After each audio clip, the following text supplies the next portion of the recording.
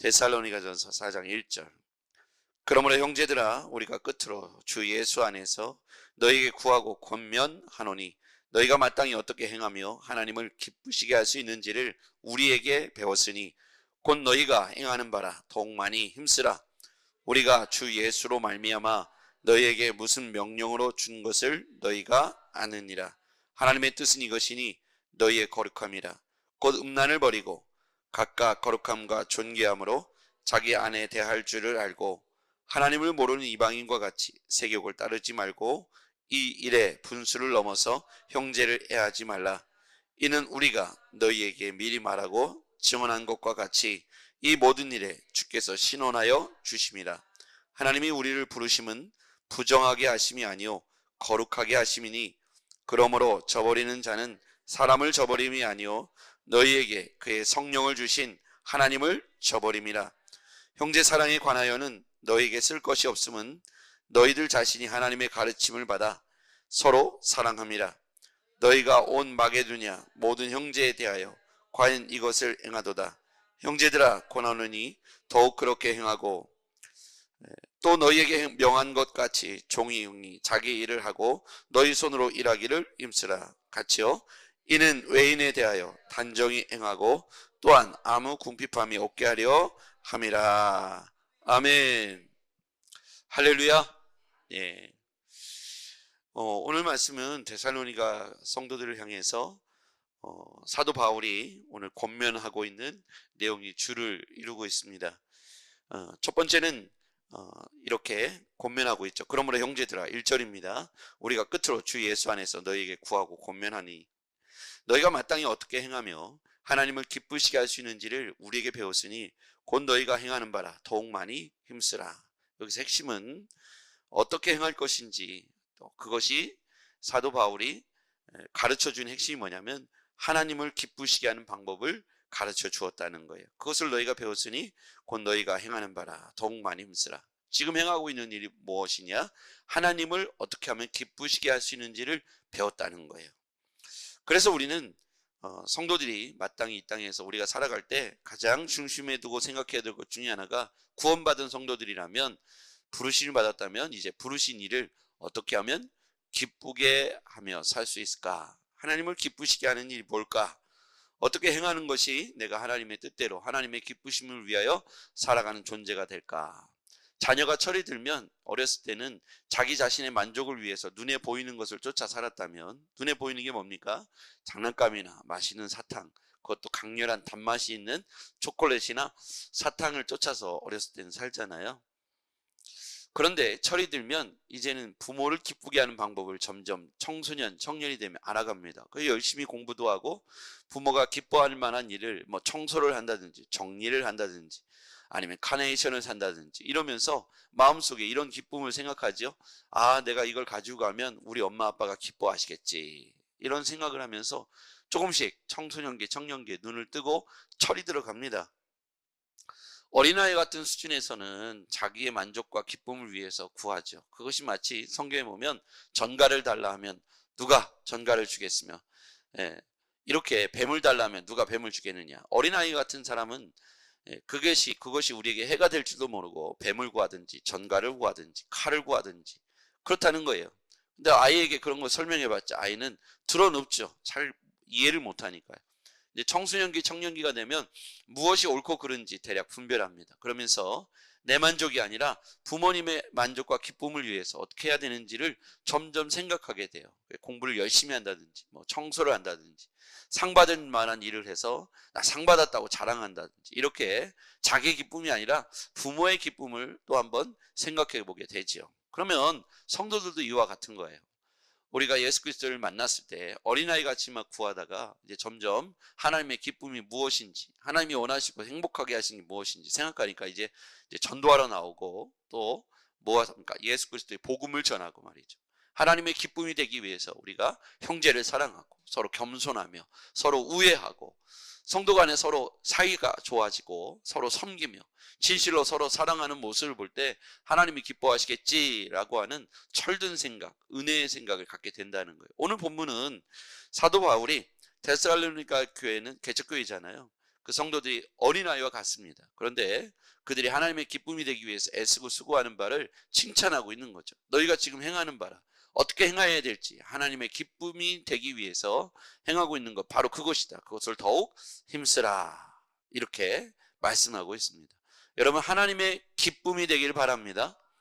오늘 여러분이 먹고 마시고 말하고 행동하고 거하고 어느 곳을 가고 누굴 만나고 하는 것이 하나님의 기쁨이 되었으면 좋겠습니다. 어린아이 때는 내 만족, 내 기쁨을 위해 쫓아갔다면 이제는 철이 들어서 하나님의 기쁨, 하나님의 만족을 위해서 살아갔으면 좋겠습니다. 일방적으로 막 부르짖는 기도 중에 대다수는 나를 위한 기도 제목이 많았다면 점점 철이 들면서는 하나님이 기뻐하실 만한 일들을 기도의 제목으로 올려놓고 기도하게 되죠. 우리는 하나님의 기쁨을 위해서 더욱 힘쓰는 자들이 되어야 돼요. 자, 그러면 하나님의 기쁨을 구체적으로 조금 더 설명해 보겠습니다. 3절. 하나님의 뜻, 거기다 한번 동그라미 쳐보시죠. 하나님의 뜻. 하나님의 뜻은 이것이니 너희의 거룩함이라. 하나님의 뜻, 거룩함. 하나님의 뜻은 우리의 거룩함이죠. 그렇죠? 하나님의 뜻, 거룩함, 둘 다 동그라미 쳐보시죠. 하나님의 뜻은 무엇이냐? 우리가 거룩하게 되는 거죠. 그러니까 우리가 거룩하게 되는 게 하나님을 기쁘시게 하는 거예요. 우리 말하는 것이 수준이 좀 달라진다는 거예요. 천국 시민으로, 하늘나라 시민으로 말하는 것이 좀 달라져야 돼요. 생각하는 것이 달라져야 됩니다. 그 당시의 문화는 이방인들의 문화, 로마의 문화를 말하죠. 이 로마의 문화는 굉장히 음란하고 퇴폐했어요. 그래서 그 유럽의 문화가 지금도 굉장히 동성애라든지 또는 이 성적인 가치관이 굉장히 개방되어 있잖아요. 그 당시에도 이랬다는 거예요. 그래서 하나님의 뜻은 이것이니 너희의 거룩함이라. 곧 음란을 버리고, 음란의 동그라미 쳐보시죠. 자, 하나님의 뜻은 이것이니 너희의 거룩함이라. 곧 음란을 버리고 각각 거룩함, 존귀함. 하나님의 뜻이 거룩함이라고 했죠. 그 다음에 거룩함, 존귀함, 둘 다 동그라미 쳐보십시오. 하나님의 뜻, 하나님의 기쁨이 되기 위해서는 거룩함과 존귀함을 갖추고 유지하는 겁니다. 거기서 보면 자기의 아내 대할 줄을 알고 하나님을 모르는 이방인과 같이 세욕을 따르지 말고, 음란과 세욕, 자기의 아내를 대하는 줄을 알고 하나님을 모르는 이방인과 같이, 로마의 문화 속에 보면 음란의 문화가 세욕을 따르는 게 굉장히 많았어요. 세욕을 따르지 말고. 6절, 이에 분수를 넘어서 형제를 해하지 말고. 분수를 넘어서가 뭐냐면 이방인들이 자기의 아내에 만족하지 않고 성적인 범죄를 저지르는 거예요. 그러니까 다른 여인들을 범하는 것을 분수를 넘어서 형제를 해하지 말라. 당시에는 이렇게 음란한 문화들이 있었다는 거예요. 세욕을 따르지 말고 분수를 넘어 형제를 해하지 말라. 이는 우리가 너희에게 말하고 정한한 바와 같이 이 모든 일에 주께서 신원하여 주십니다. 보증해 주신다는 거예요. 7절. 하나님이 우리를 부르심은 부정하게 하심이 아니요. 아까 자, 그러면 음란, 세욕, 분수를 넘어서는 일, 부정한 거죠. 하나님의 뜻은 거룩함이고 존귀함이라고 했어요. 그러면 우리 신자들이 하나님을 기쁘시게 하는 삶은 뭐냐면 거룩함과 존귀함을 유지하는 거예요. 그걸 위해서 애쓰는 거예요. 세상의 음란을 쫓아갈 때 우리가 그것을 단호하게 거절하는 겁니다. 죄가 죄라고 말하는 겁니다. 어떤 이익이 따르고 불이익이 우리에게 있다 할지라도 그거와 상관없이, 유불리에 상관없이 거룩함을 지켜내는 겁니다. 할렐루야. 이게 하나님을 기쁘시게 하는 거예요. 내가 유리하면 거룩함을 지키고 내가 불리하면 거룩함을 포기하는 게 아닙니다. 여러분, 우리가 유불리를 따르지 않고 하나님을 내 삶의 중심에 두는 것이 거룩함입니다. 신자의 삶이죠. 하나님은 이것을 우리 중심을 보시면서 그런 애쓰고 수고하는 모습을 보시면서 기뻐하시는 거예요. 그러니까 우리가 하나님을 기쁘시게 하는 방법은 뭐냐면 그걸 위해서 고군분투하는 것입니다. 우리의 형편이 어렵고 힘든데도 불구하고 고군분투하는 거예요. 시간이 없는데도 예배를 내 삶의 중심에 두고요. 물질이 없는데도 하나님 앞에 예물을 내 마음의 중심에 첫 번째로 두고요. 첫 새끼를 드렸다고 했잖아요. 첫 열매를 드렸다고 했지 않습니까? 그게 왜 그렇습니까? 첫 것이라는 것은 하나님이 내 삶의 가장 중심에 있다는 거룩함의 표현이죠. 이렇게 우리가 하나님 앞에서 없는 시간을 예배의 시간으로 만들고 없는 물질을 하나님 드리며 없는 시간과 열정을 쪼개서 내 삶에 바쁘고 분주한 삶 가운데에도 하나님을 위하여 내 삶의 일정한 부분을 먼저 떼어놓는 삶, 이것이 바로 하나님 앞에 고군분투하는 삶이죠. 그때 하나님께서 그 마음의 중심을 보시고 기뻐하시는 겁니다. 할렐루야. 넉넉하고 남은 것을 드리는 것이 아니라 가장 존귀한 것을, 첫 것을 하나님 앞에 구별할 수 있는 우리가 되었으면 좋겠습니다. 그때 우리는 하나님 앞에서 기뻐하시는 존재가 되는 것이죠. 제가 이렇게 아이들을 키우다 보니까 아이들이 어느 날 자기들이 돈을 모아서 어버이날이라든지 제 생일날이라든지 뭔가를 선물한다고 그러고 밥을 산다고 그럴 때 도저히 못 먹겠더라고요. 그게 기쁨이 돼야 되는데 마음은 너무 감사하고 감격적인데 아직도 애기 같고, 사실은 그 고사리 손 같아서 그걸 마땅히 이렇게 받고 공경도 받아야 되는데 그게 정말 힘들더라고요. 엊그제는 우리 교회 청년이 저를 밥을 사준다고 뭐 데리고 갔어요. 근데 이게 입에 잘 안 넘어가는 거예요. 마음은 너무 고마운데 애기 같아가지고 그 마음을 이렇게 받기가 쉽지 않더라고요. 그런데 이제 중심은 뭐냐면, 제가 입장을 바꿔놓고, 제가 어렸을 때 제가 카네이션을 들고 새벽을 기다려서 새벽에 먼저 이제 목사님에게 가서 이렇게 꽃을 달아드렸던 기억이 있습니다. 그러면서 제 마음속에 그것을 전날부터 준비하면서 굉장히 기뻤던 기억이 있어요. 기쁨이라는 것을 생각해 보면 준비하는 단계에서부터, 그것을 구별하는 단계에서부터 마음의 기쁨이 임하더라고요. 저는 하나님과 우리 사이에 이런 기쁨이 있기를 바랍니다. 예배를 준비하면서, 하나님 앞에 내가 헌신을 준비하면서, 하나님 앞에 내 삶의 시간과 물질과 내 달란트, 내 은사들을 구별하여 하나님께 먼저 이렇게 떼어놓는 그 과정을 통해서 저는 충분히 하나님께서 기뻐하신다는 생각을 갖습니다. 여러분, 우리가 억지로나 어쩔 수 없이 생색을 내기 위해서 거룩함을 유지하는 것은 얼마나 불행 아닙니까? 누군가에게 보여주려고 헌신하거나, 누군가에게 인정받으려고, 사람에게 인정받으려고 헌신하거나, 시간을 구별하고 은사를 떼어놓는 것은 얼마나 불행한 일입니까? 여러분, 그러한 삶으로 우리가 하나님을 진심으로 기쁘시게 할 수 있을까요? 하나님은 우리의 마음을 세시고 머리털 하나까지 세심하게 우리의 마음을 이렇게 스캔하시는 것 같아요. 하나님을 속일 수 있는 사람은 이 땅에 아무도 존재하지 않습니다. 거울과 같이 드러나는 것이죠. 그래서 우리 마음속에 중심을 다해서 하나님을 기쁘시게 했으면 좋겠습니다. 자, 그러면 아까 7절에 보니까 우리를 위하여 부르심은 부정하게 하심이 아니요 거룩하게 하심이니, 이 부정함과 거룩함이 대비되는 말씀이죠. 그러므로 저버리는 자는 사람을 저버리니 아니냐, 사람을 저버리는 것이 아닙니다. 너희에게 그의 성령을 주신 하나님을 저버립니다.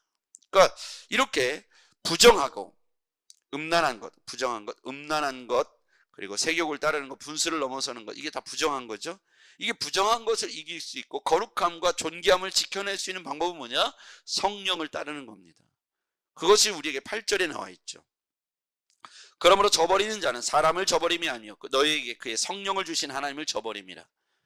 그러니까 성령이 우리 안에 이끄심이 되지 않으면, 성령으로 충만하지 않으면 이 부정함에 우리가 속할 수밖에 없다는 것을 반증하는 것이죠. 왜 사람들이 부정함에 넘어지는가? 신자로서 예수를 믿는다고 하면서 왜 부정함에 넘어지는가?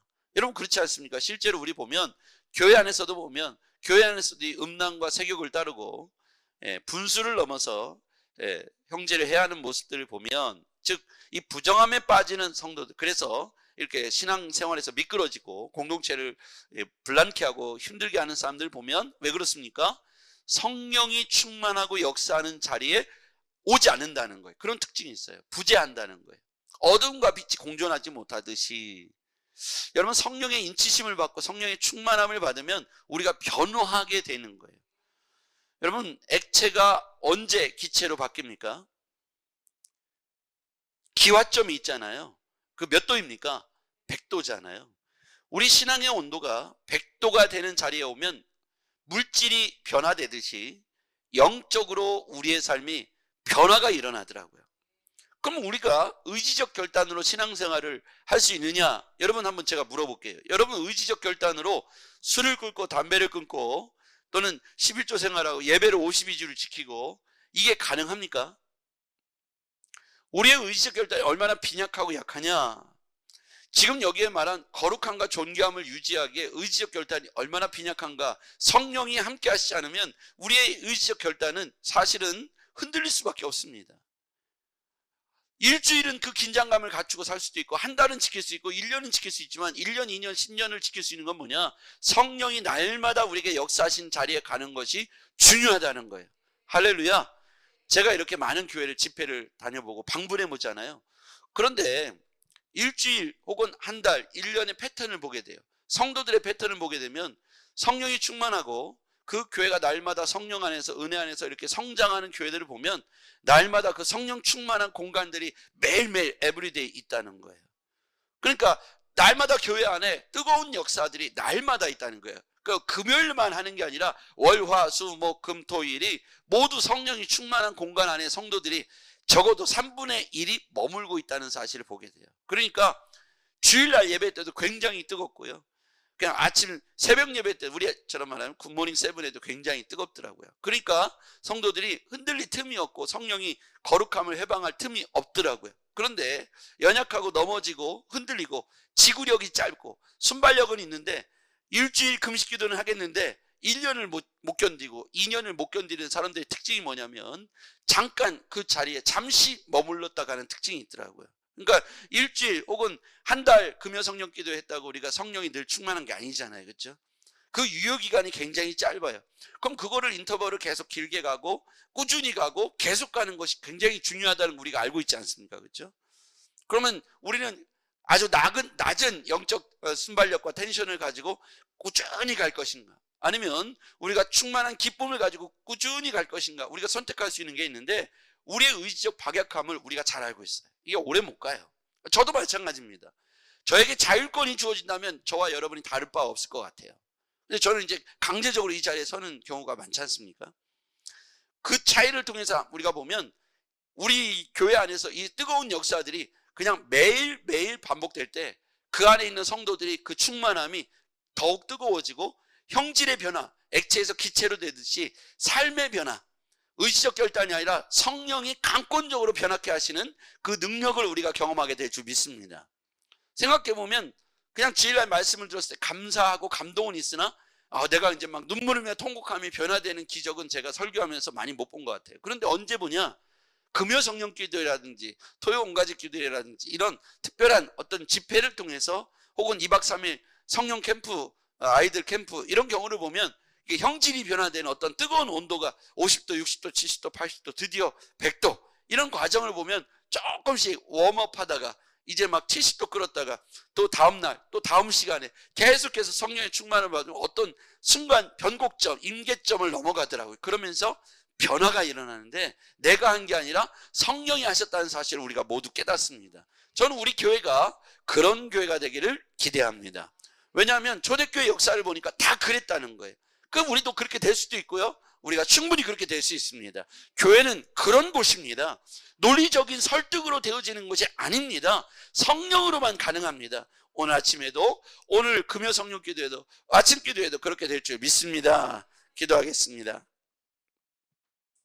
전능하신 아버지, 사람은 못합니다. 하나님이 하실 줄 믿습니다. 한두 번 했다고 되는 것이 아닌 것을 깨닫습니다. 성령으로 날마다 우리가 충만하게 하옵소서. 예수님의 이름으로 기도했습니다. 아멘.